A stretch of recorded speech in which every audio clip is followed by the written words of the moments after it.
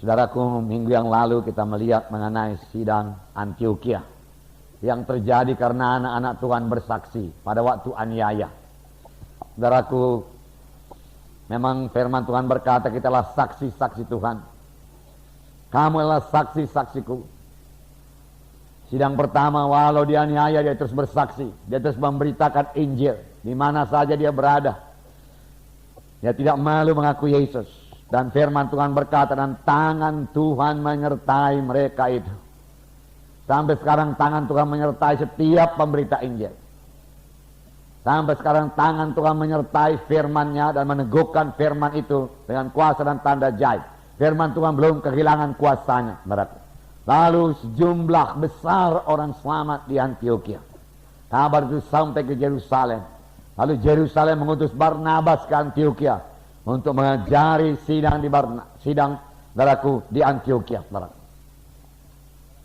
Barnabas merasa dirinya, saudaraku, kurang cukup. Lalu dia panggil Saulus.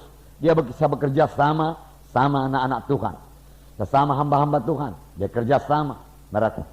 Lalu firman Tuhan berkata, sidang Antioquia berubah dalam tempo setahun. Dia jari terus, saudaraku. Dia jari. Lalu untuk pertama kalinya di Antioquia disebut orang Kristen, pengikut Kristus. Dari sini kita belajar, saudaraku, tidak cukup hanya menginjil saja. Sesudah diinjili mereka perlu dimuridkan. Tidak cukup jiwa itu, saudaraku, selamat pada hari Minggu. Kita bersyukur lebih daripada 200 jiwa-jiwa diselamatkan tiap-tiap minggu, saudaraku. Itulah pekerjaan Roh Kudus.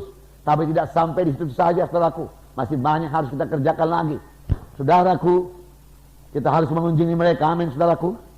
Melayani mereka, mengajari mereka. Jika mereka kebaktian lagi, saudaraku, pada hari Rabu di kelompok sel, hari Minggu, saudaraku, di kebaktian Minggu. Setelah mereka belajar firman Tuhan. Di samping itu, saudaraku, kita siap sedia membimbing dia daripada firman Tuhan. Amin, saudara. Mengajari dia daripada firman Tuhan. Oleh sebab itu, seorang anak Tuhan, apalagi seorang pemimpin KKS, saudaraku, kebaktian kelompok sel, saudara, harus penuh dengan firman Tuhan dalam pimpinan Roh Kudus. Sehingga jiwa-jiwa itu, saudaraku, bukan hanya sekedar selamat saja, tapi menjadi murid, berubah hidupnya. Nah, mereka disebut Kristen. Haleluya. Dan dikatakan Barnabas itu seorang yang baik. Saudaraku, menjadi orang Kristen adalah menjadi orang yang baik. Amin, saudara. Berubah dalam tingkah laku, berubah dalam karakter. Itu menjadi orang Kristen, menjadi orang yang baik.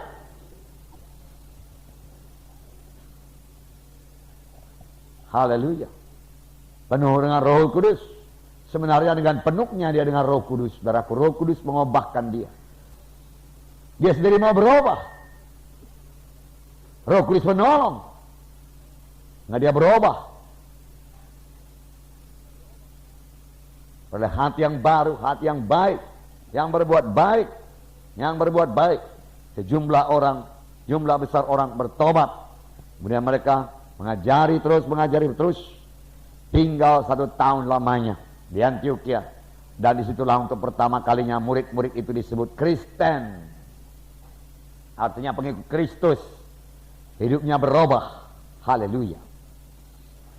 Nah, saudara yang kasih dalam nama Yesus, jadi tidak cukup penginjilan saja. Penginjilan harus disertai dengan pemuritan. Penginjilan jauh lebih singkat daripada pemuritan.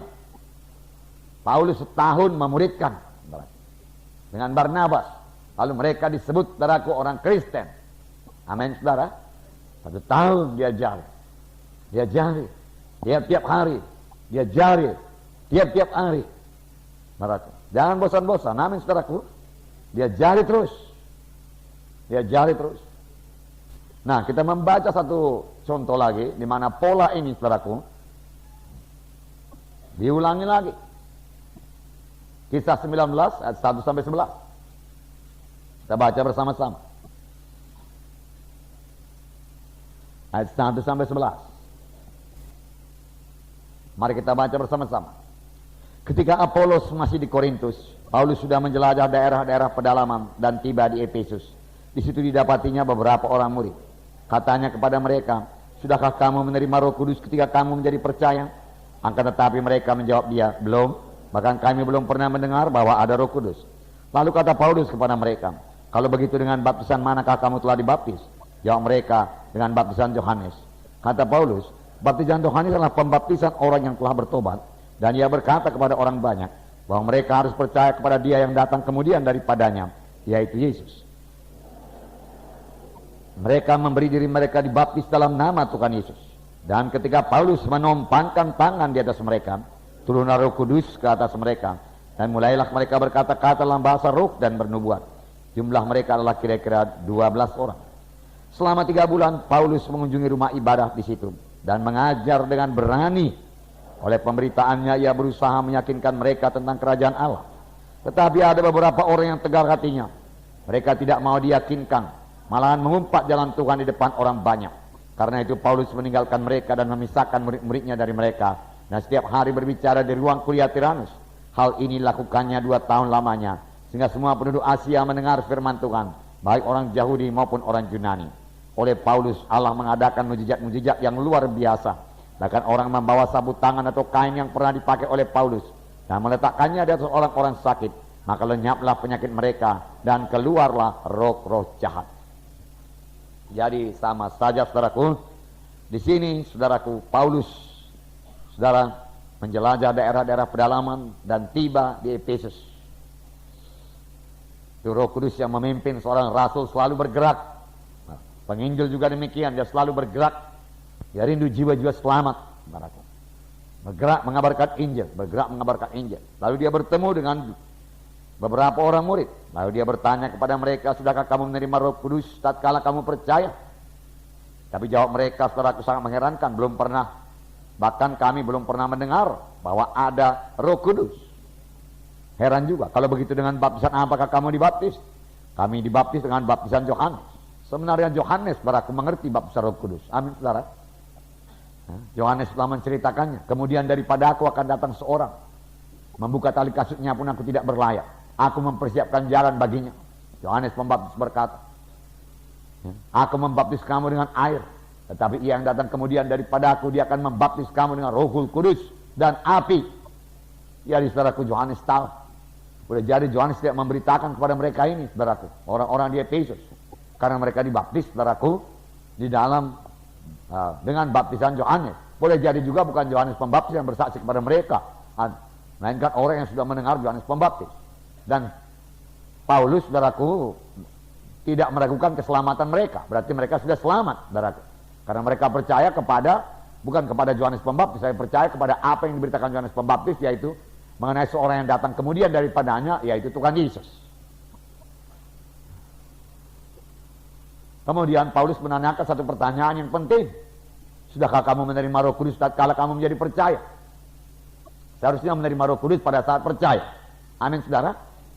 Tidak usah tunggu dulu, saudaraku, beberapa bulan, beberapa minggu. Pada saat percaya, terima Roh Kudus. Karena bagi kamulah perjanjian itu, dan bagi anak-anakmu, bagi seberapa banyak orang yang telah dipanggil oleh Tuhan Yesus Kristus. Ya. Bahkan perjanjian lama, Joel telah menubuatkannya. Joel berkata, pada akhir zaman aku akan mencurahkan rohku ke atas segala manusia. Yang anakmu laki-laki dan perempuan akan bernubuat. Teruna-terunamu akan mimpi berbagai-bagai mimpi. Orang tua-tua akan melihat penglihatan-penglihatan. Mengapa? Karena rohku dicurahkan pada akhir zaman. Dan ini sudah akhir zaman, saudaraku. Saudara, dari sini kita melihat, saudaraku, bahwasanya baptisan Roh Kudus bukan puncak kekristenan, permulaan kekristenan. Karena sudah mereka dibaptis dengan Roh Kudus. Saudara, Paulus masih mengajari mereka lagi, saudaraku, selama 1 tahun. Selama 2 tahun. 1 tahun di Antioquia. Tapi 1 tahun, saudaraku, di Efesus, saudaraku. 2 tahun di Efesus. Dan mereka menginjili seluruh Asia. Mendengarkan firman Tuhan. Luar biasa, saudaraku. Paulus tidak bertanya, apakah kamu sudah sembuh? Tidak, saudaraku. Memang dalam Injil Tuhan termasuk kesembuhan. Tetapi bukan kesembuhan yang terutama. Kalau kita menerima sebagai Tuhan dan Juru Selamat kita, bukan untuk kesembuhan terutama, tapi untuk keselamatan jiwa. Paulus tidak bertanya kepada mereka, sudahkah kamu keberkatan, bebas daripada kutuk dosa? Memang kalau kita mengikut Tuhan Yesus, kita bebas daripada kutuk dosa. Saudara, itu jadi, saudaraku. Karena firman Tuhan berkata, kutuk dosa diangkat daripadamu dan berkat Abraham diberikan kepadamu. Tapi Paulus tidak bertanya, sudahkah kamu keberkatan? Tidak, bukan itu berita Paulus. Paulus mau mereka berubah menjadi seperti Yesus. Menjadi seperti Yesus. Dari keberkatan saja, tapi hidup yang tidak berubah, saudaraku, tidak mempermuliakan Tuhan dan tidak sampai kepada panggilan Tuhan. Firman Tuhan berkata, kalau dalam mengikut Tuhan ini, yang kita cari hanyalah kesembuhan, berkat materi, saudaraku, ya, perkara-perkara dunia ini, saudara, maka firman Tuhan berkata, kitalah orang yang paling malang dalam dunia ini. Paling malang. Ya, karena tidak dapat hidup yang kekal. Saudara. Nah, bicaralah dahulu kerajaan Allah dan kebenarannya, maka sekaliannya akan tambahkan kepadamu. Dan firman Tuhan berkata, apakah untungnya kepada seorang dia beroleh segenap dunia tapi jiwanya binasa. Lalu sebab itu Paulus memberikan yang paling penting bagi mereka, yaitu Roh Kudus. Roh Kudus, Roh Kudus. Haleluya. Sudahkah kamu menerima Roh Kudus tatkala kamu menjadi percaya? Nah, belum, kami belum pernah mendengar kalau Roh Kudus. Kalau begitu dengan baptisan apakah kamu telah dibaptis? Kami dibaptiskan baptisan Yohanes. Oh, Yohanes sendiri menunjuk kepada Yesus, kepada yang orang yang akan datang kemudian daripadanya, yaitu Yesus, Juru Selamat. Dia yang mengangkut dosa-dosamu. Lalu Paulus memberitakan Yesus kepada mereka, dan mereka memberi diri mereka dibaptis di dalam nama Yesus. Amin, saudara. Ya, baptisan Yohanes hanya baptisan pertobatan. Tapi kemudian mereka dibaptis di dalam nama Yesus. Sudah 2 kali dibaptis. Baptisan Yohanes sekali, baptisan saudaraku dalam nama Yesus sekali. Kemudian ketika Paulus menumpangkan tangannya, haleluya, penumpangan tangannya berkuasa, haleluya. Orang yang penuh dengan Roh Kudus, penumpangan tangannya berkuasa.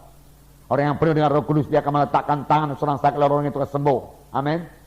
Ya, kalau dia penuh dengan Roh Kudus, saudaraku, ya, tumpangkan tangan. Ketika Paulus menumpangkan tangan ke atas mereka, penuhlah mereka itu dengan Roh Kudus. Nah, mereka berkata-kata dengan bahasa roh dan bernubuat. Ya, penuh dengan Roh Kudus pada waktu ditumpangkan tangan. Amin, saudara. Saudara kalau mau menumpangkan tangan penuh dengan Roh Kudus, penuh dengan kasih Tuhan juga, saudaraku. Amin. Nah, kuasa Tuhan telah mengalir kepada orang tersebut. Ya, dan dia menerima berkat, saudaraku. Jumlah mereka kira-kira 12 orang. Tapi tidak tetap 12 orang, saudara. Ya, terus bertambah. Di sini dikatakan, saudaraku, selama 3 bulan Paulus mengunjungi rumah ibadat di situ dan mengajar dengan berani. Haleluya. Roh Kudus membawa pada keberanian. Amin, saudaraku. Ya, Roh Kudus berani. Haleluya. Itu tertulis dalam banyak ayat-ayat dalam Kisah Rasul. Mereka itu menjadi berani. Salah satu contoh, saudaraku, Petrus. Petrus yang pada mulanya penakut, saudaraku, menjadi berani.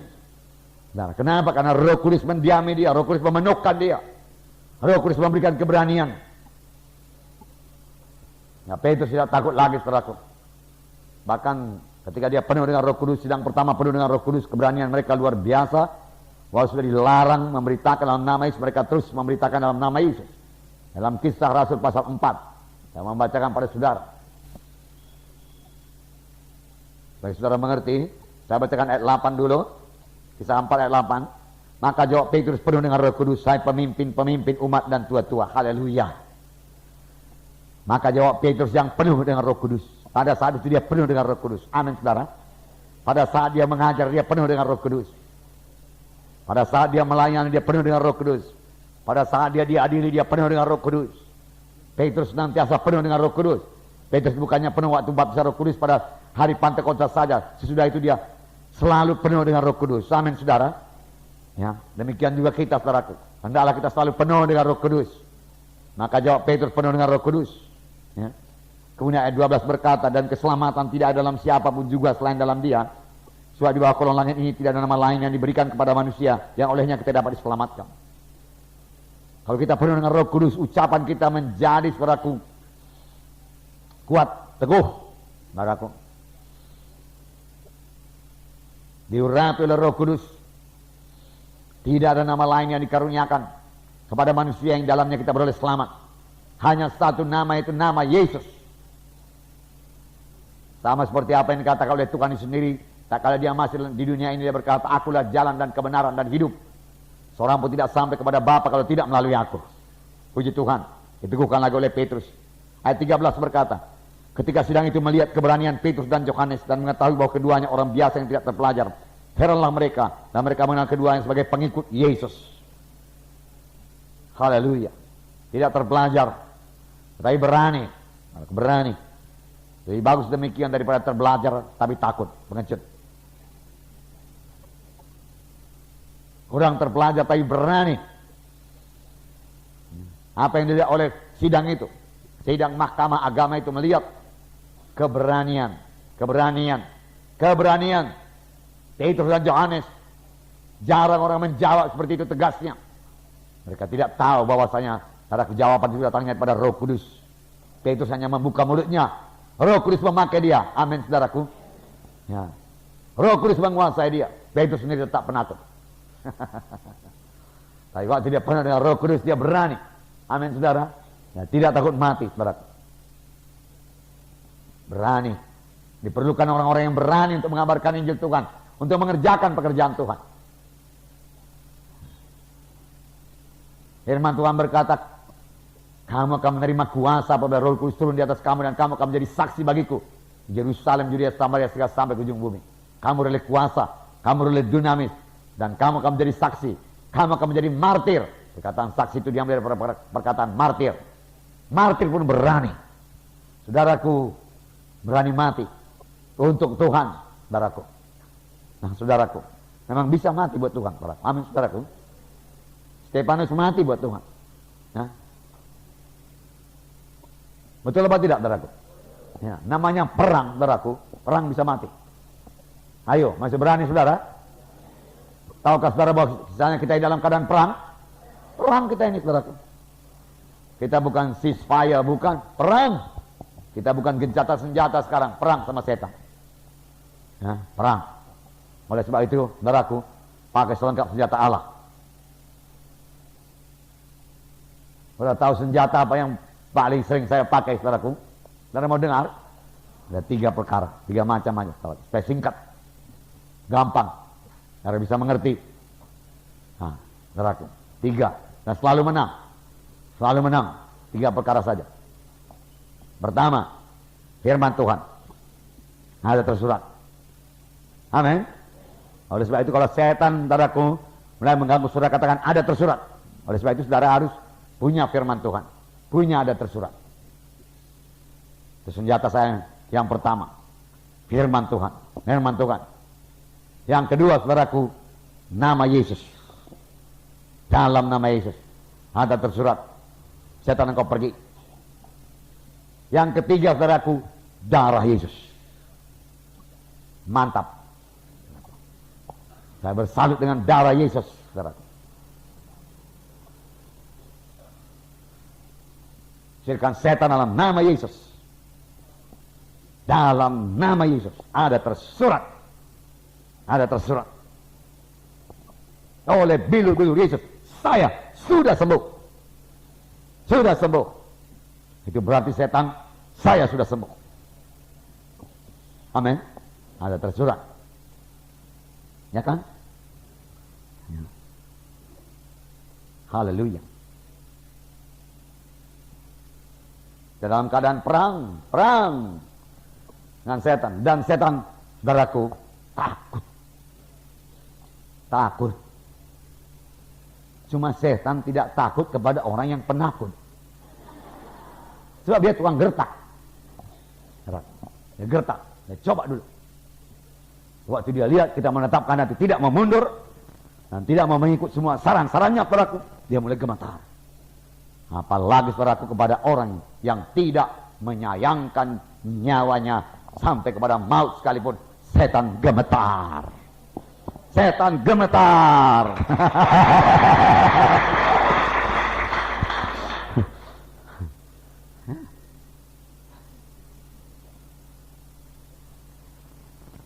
Enggak itu dengan darah Yesus, ya, dan perkataan kesaksian mereka itu, karena mereka tidak menyayangkan nyawanya sampai kepada maut sekalipun. Ya, Wahyu mengatakan tidak menyayangkan nyawanya. Setan takut, ya, saudara. Takut pada orang yang demikian. Haleluya. Berani. Kemudian ayat 31 dikatakan, dan ketika mereka sedang berdoa, goyangan tempat mereka berkumpul itu, dan mereka semua penuh dengan Roh Kudus, lalu mereka memberitakan firman Allah dengan berani. Berani. Perlu berani sekarang padaku.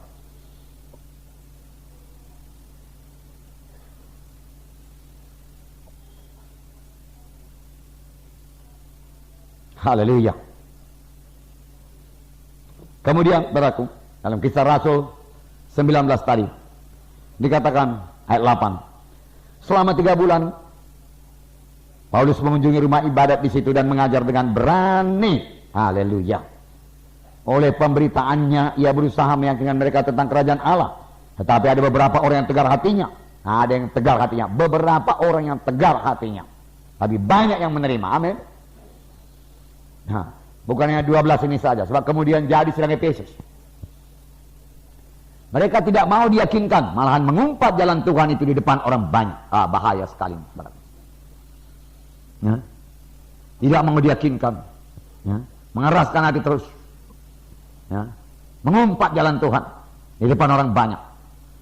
Saudaraku, betul-betul dia sudah dipakai oleh setan. Karena itu Paulus meninggalkan mereka dan memisahkan murid-muridnya dari mereka, dan setiap hari berbicara di ruang kuliah Tiranus. Dia sewa gedung. Haleluya. Sewa ruko.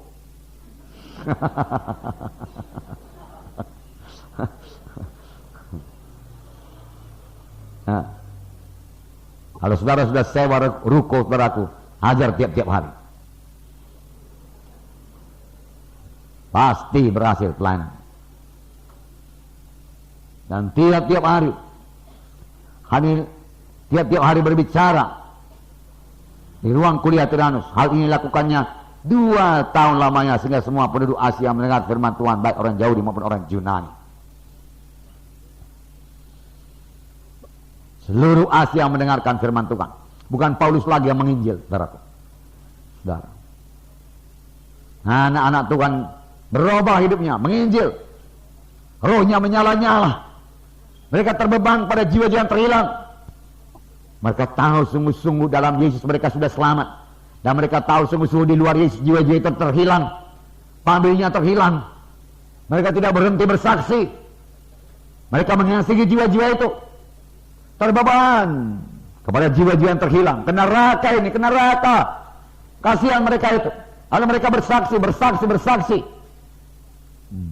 tahun lamanya. Tentunya seterusnya juga bersaksi sehingga seluruh Asia mendengarkan firman Tuhan. Betapapun modernnya nanti saudaraku, alat komunikasi saudaraku, kesaksian anak-anak Tuhan secara pribadi tidak akan pernah ditinggalkan. Amin saudara. Ya. Tidak bisa melalui TV saudaraku, itu hanya membantu saja. Tapi yang terutama melalui anak-anak Tuhan yang bersaksi langsung pada jiwa-jiwa itu, dengan kasih pada jiwa-jiwa itu. Sudah, dengan kasih, dengan kuasa Tuhan. Saksikan Injil Tuhan. Firman Tuhan berkata, firmanku tidak kembali dengan kosong. Tabur terus, saudaraku. Firman Tuhan itu berkuasa. Injil adalah kuasa Allah yang menyelamatkan. Siapa yang menyeru nama Tuhan akan selamat. Bagaimana mereka itu berseru kalau mereka belum percaya? Bagaimana mereka percaya kalau belum ada mendengar? Bagaimana mereka mendengar kalau tidak ada yang memberitakan? Oleh sebab itu marilah kita beritakan bahwa mereka mendengar, lalu percaya, lalu mereka berseru kepada Tuhan dan selamat. Alangkah mudahnya selamat, saudara. Tetapi setelah selamat juga, saudara, jangan tinggalkan. Mereka harus dikunjungi terus, dibawa lagi kebaktian, training, ajari sehingga mereka jadi murid. Bahkan 2 Timotius pasal 2 berkata, jadikanlah mereka murid yang bisa memuridkan orang lain lagi. Dari orang tua kepada anak, dari anak pada cucu, dari cucu kepada cicit. Amin saudara.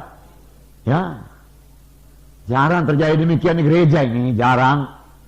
Ya, dari orang tua rohani, saudaraku, kepada anak rohaninya. Anak rohaninya pun menjadi murid. Lalu anak rohani memuridkan orang lain lagi sehingga menjadi murid. Saudaraku, cucu. Kemudian cucu ini pun saudaraku memuridkan orang lain lagi, dapat cicit saudaraku. Kalau dilaksanakan itu sangatlah cepatnya pertumbuhan gereja. Sangat cepat. Nah, kerap kali tap putus saudaraku. Nggak cukup penginjilan saja, nggak cukup. Nggak cukup. Saudaraku. Pemuritan. Ini perlu banyak pengajaran. Banyak doa. Banyak nasihat. Banyak bimbingan. Saudaraku. Sekaligus membentuk orang yang memuridkan. Saudara. Tapi harus memiliki kasih terlebih dahulu. Puji Tuhan. Haleluya Tuhan. Kasih Yesus.